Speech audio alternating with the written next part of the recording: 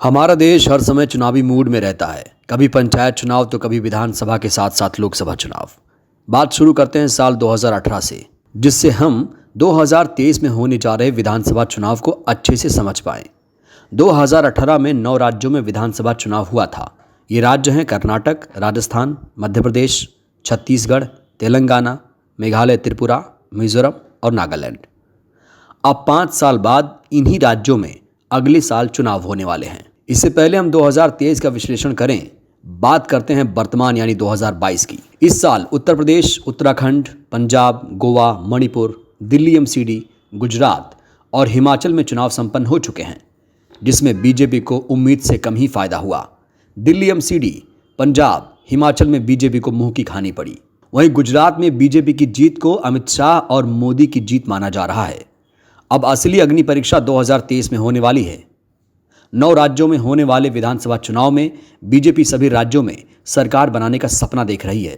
2018 में देखा जाए तो कर्नाटक, एमपी में भी कांग्रेस को बहुमत मिला था, लेकिन छल कपट से बीजेपी ने वहां सत्ता हथिया ली। राजस्थान में भी गहलोत की सरकार के खिलाफ बहुत साजिश की गई, लेकिन कामयाब नहीं हो पाई। अब कांग्रेस कर्नाटक, छत्तीसगढ़, एमपी, राजस्थान पर फोकस कर रही है। राजस्थान में पिछले 30 सालों से सत्ता की एक परिपाटी बन चुकी है। वहां की जनता हिमाचल की तरह एक बार बीजेपी, एक बार कांग्रेस को मौका देती है, लेकिन सचिन पायलट 30 साल की परिपाटी तोड़ने की बात कर रहे हैं। हिमाचल में जीत का श्रेय पायलट को ही दिया जा रहा है। खैर, देश में सिमटती जा रही बीजेपी को क्षेत्रीय दलों ने पानी पिला दिया है। पूर्वोत्तर राज्यों को छोड़कर पूरे देश में देखा जाए तो 16 राज्यों में बीजेपी का शासन नहीं है।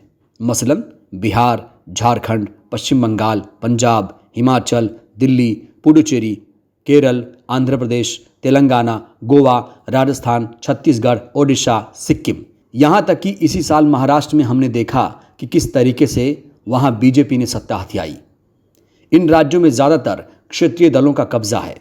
विधानसभा के चुनाव में मजबूती का मतलब राज्यसभा में मजबूती, जो भारतीय संसद का उच्च सदन है।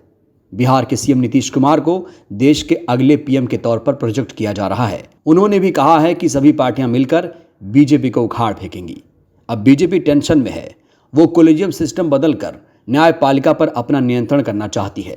समान नागरिक संहिता लाकर आदिवासी, अल्पसंख्यकों की संस्कृति और पहचान को छीनना चाहती है। लेकिन हिंदू मुसलमान को बांटने वाली बीजेपी का सपना सपना ही रह जाएगा। Bureau report, national Dastak.